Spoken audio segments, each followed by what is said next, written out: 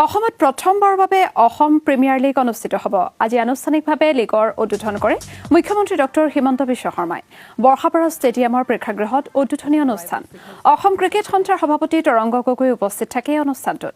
Assam premier লীগত অংশগ্ৰহণ 8টা দলৰ।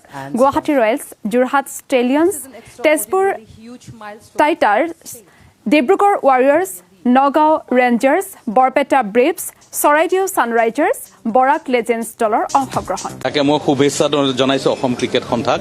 তেওঁলোকে এটা খুব আটকধুনীয়া পদক্ষেপ লৈছে আৰু অসম ক্ৰিকেট সন্থাই যিটো পদক্ষেপ লৈছে অহা 1 আগষ্টৰ পৰা 23 আগষ্টলৈ আছাম প্ৰিমিয়াৰ লীগ গুৱাহাটীত অনুষ্ঠিত কৰিবলৈ গৈছে আৰু য'ত 8টা ফ্ৰেঞ্চাইজি টীমৰ মাজত খেলবোৰ হ'ব।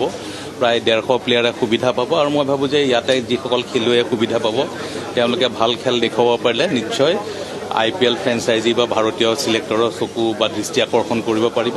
এই সুবিধাটো তেওঁলোকে সঠিকভাৱে লৈ পেলাই পৰিশ্ৰম কৰি যাতে খুব ভাল পাৰফৰ্ম কৰে আৰু মই ফ্ৰেঞ্চাইজিসকলক ধন্যবাদ জনাইছোঁ।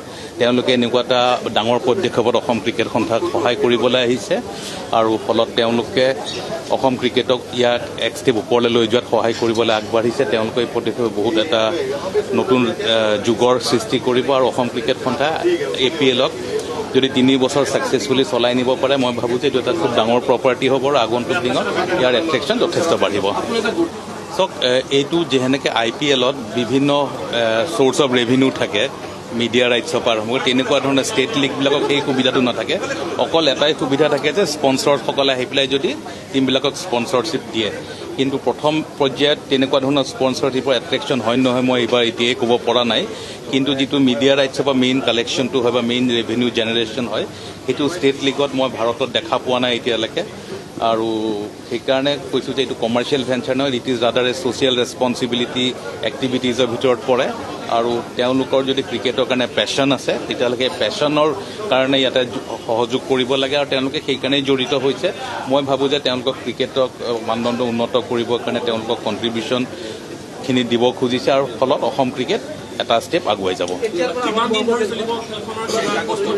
খেলখনৰ বিষয়ে অসম ক্ৰিকেট সন্থাই আপোনালোকক সঠিকভাৱে ক'ব, কিন্তু মই জনাত 1 আগষ্টৰ পৰা আৰম্ভ হ'ব, 23 আগষ্টত শেষ হ'ব আৰু টোটেল মুঠতে 33খন মেটচ হ'ব। প্ৰচাৰ মই জনাত এইটো ষ্টাৰ স্পৰ্টছ HD চেনেল 1 তাৰমানে ষ্টাৰ স্পৰ্টছ 1ত হ'ব আৰু ষ্ট্ৰিমিং প্লেটফৰ্মত জিঅ' হটষ্টাৰত হ'ব।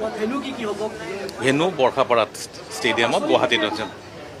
এইটোত বাছনি প্ৰক্ৰিয়া নাথাকে, এইটোত অকশ্যন হ'ব আৰু অকশ্যন জুলাই মাহত কোনোবা এটা ডেটত হ'ব য'ত প্ৰায় 4000 খেলুৱৈয়ে ৰেজিষ্ট্ৰেশ্যন বিচাৰিছিলে আৰু মই ভাবোঁ যে অসম ক্ৰিকেট সন্থাই 300 বা 400 খেলুৱৈক প্ৰপাৰ প্লেটফৰ্মলৈ উলিয়াই দিব যিসকলে অকশ্যনত পাৰ্টিচিপেট কৰিব পাৰে।